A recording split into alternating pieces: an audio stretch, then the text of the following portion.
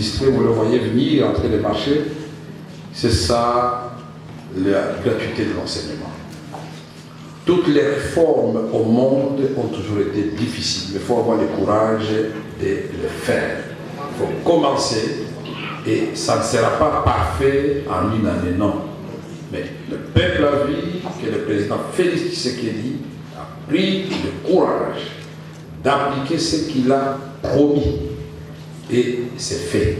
Maintenant, notre rôle, le rôle du gouvernement, des députés, des sénateurs, c'est de dire oui, ça a marché, mais nous avons des petits problèmes ici. Nous avons le problème des enseignants, nouvelle unité impayée. Nous avons le problème des enseignants fictifs alors que ceux qui travaillent ne sont pas payés. Ça sont des choses que nous sommes en train de corriger. Nous disons, le président Félix a communiqué pendant la campagne. Il va s'occuper de la santé. Et nous sommes en train d'étudier les voies et moyens pour la couverture universelle maladie. Donc tout ça, c'est... Il faut commencer d'abord par rêver. Vous rêvez et vous communiquez. Vous communiquez, vous faites naître l'espoir dans le cœur du peuple. Mais il ne faut pas que les gens restent au niveau de l'espoir, il faut arriver au niveau de l'espérance. Et c'est ça le rendez-vous du peuple congolais avec l'espérance, et ça sera fait. Et donc la communication, c'est une âme. Et pour les grands communicateurs qui sont tous les septembre, qui les saluent tous, je n'ai pas oublié ma professeure, Nicole Wacha, celle qui m'a encadré pour la thèse de doctorat en tant que professeur extérieur. Bien entendu, les autres, c'est une Allemande ou américaine d'origine allemande, et puis une grecque, qui ne parle que l'anglais, allemand, et ça nous a imposé l'effort d'apprendre la langue de Shakespeare. Il fallait le faire. Et donc, je n'ai pas la prétention de dire que je parle parfaitement anglais, mais je parle, je me fais entendre et j'écoute. C'est cela. Donc, il ne faut pas avoir honte de commencer à parler notre langue. C'est dans ce même élan de courage et de volonté que dans ma famille, nous sommes 11 enfants, on appelle notre grande sœur, nous sommes restés 10. Nous tous ne parlons pas Chiluba, nous tous ne parlons pas Kikongo. Mais moi, j'avais décidé de parler Chiluba. Je ne sais pas pourquoi, mais parce que j'aimais les enfants de nos domestiques, les sentinelles. Moi, j'étais toujours avec les enfants qui jouent le football. Et à l'époque, en Andajika, c'était, au fait, prenez une chaussette, on mettait quelques voix, Chimouloud. Et on jouait. Et quand vous êtes dans la société, il n'y a pas meilleur endroit pour apprendre la langue qu'être dans la société. Et nous sommes, moi j'ai foulé les pieds de terre de Kinshasa pour la première fois, c'était les années 70. Je suis né à Bukavu, on a fait Goma, on a fait toute la République, on a fait Kinshasa, on a fait Kikwit, on a fait partout. Mais déjà, je connaissais le Lingala, pourquoi? Parce que tous les enfants dont les papas étaient en habitation, quand mon docteur avait instauré cela, la langue de communication c'était soit le français, soit le lingala. Et nous avons appris le lingala en dehors de Kinshasa. Et donc, les Chiluba, oui, ça a la chance, on a fait les Kassai, 4e primaire, 5e primaire, 6e primaire. Et d'abord, je commençais au Capcho, j'ai puis Institut Saint-Thomas. Et puis on a fait l'Odja, dis-moi, mais à côté de là.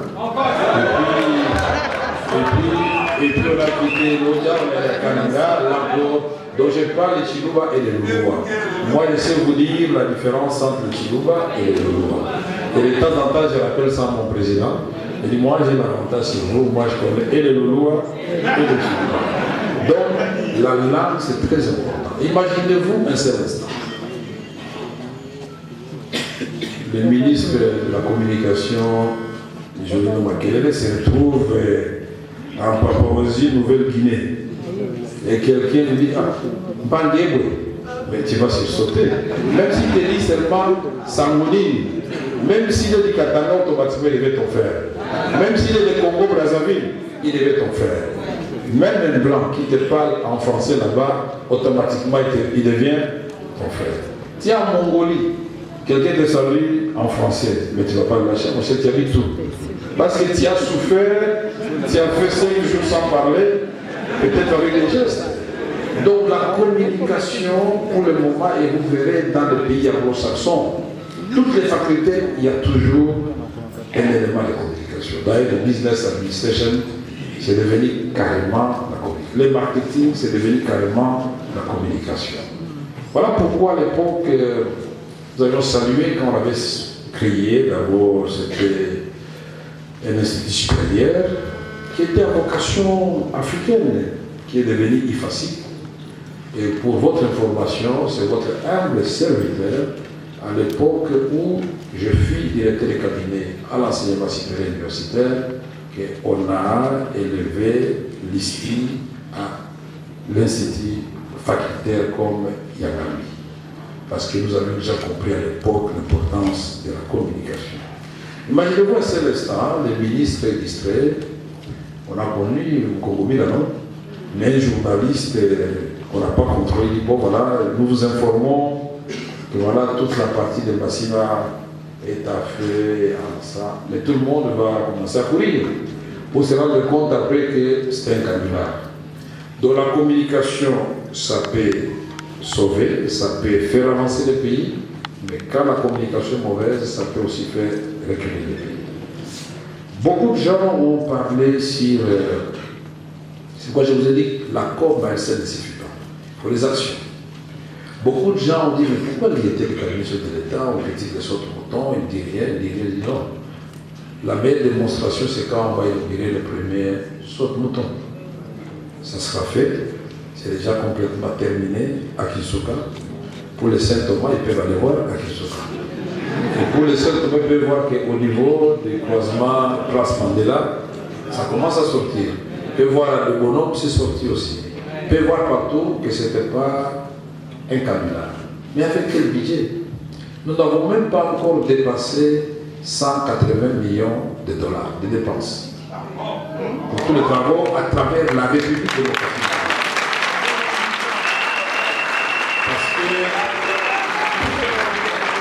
Parce que nous avons entendu des inventions, des affabulations, de la médisance autour de 15 millions de dollars.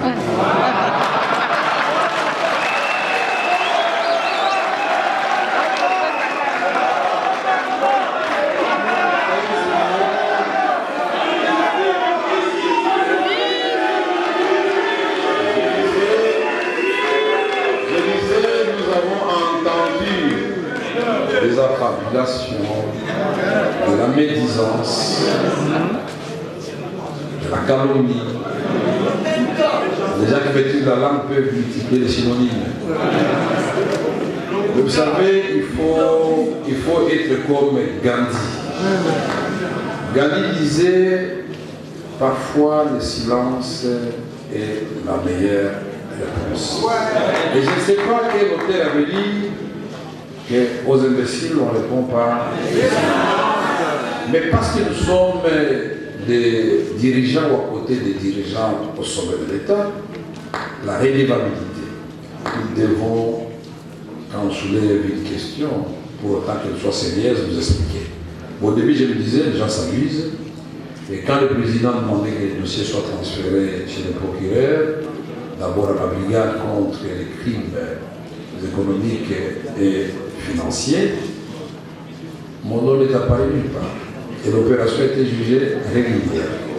C'est le comité de suivi des produits pétroliers qui gère ce dossier depuis 1992.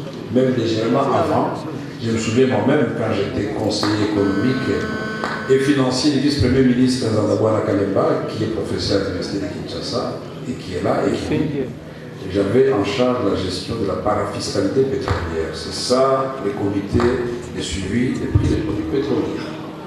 Cet argent qu'on reverse, il y a une quotité à l'époque où moi j'étais conseiller financier, il y avait une quotité pour l'office des routes, pour l'OVD, pour les services de l'État, même pour les routes de l'essai agricole. On avait tout prévu dans cette parafiscalité pétrolière. Il y avait aussi la décote Et tout cela tombait dans les comptes du comité de produits, de suivi des produits pétroliers. Et quand ce sont des gens, et même qui ont travaillé sur le même dossier, qui amplifient cela sur la toile, je me dis l'homme n'aime pas l'homme. Vous allez me dire, il y a certains Congolais qui n'aiment pas les Congolais. Au lieu de se focaliser sur le fait de voir un président de la République, sans attendre le délai de grâce commencer les grands travaux, sans de gros moyens, et poser des questions, comment vous avez fait, parce que pour, je ne sais pas comment on appelle cette histoire de passerelle, non pas de viaducs qu'on utilise pour le passage piéton, les passerelles. Allez demander le prix d'une seule passerelle et vous comparez avec le prix d'un saut de béton qui est un échangeur. Et à ce moment-là, vous comprendrez la rationalité se trouve de quel côté. Allez demander les prix de Bukangalozo. Bukangalozo pouvait être offert cet argent rétribué ou donné aux 26 provinces à une quantité égale. Chaque province aujourd'hui allait rayonner. Le gouverneur ne serait pas sous les palmiers, les juges ne seraient pas à pied. Je peux vous citer plusieurs dossiers comme ça, mais ce n'est pas le moment de réunir les couteaux dans la plaie. Et je voulais demander aux amis qui ont tenu leur forum quelque part, en matière de gestion, en matière de rigueur dans la gestion, ils n'ont pas de leçons à donner, ils doivent tout simplement se faire.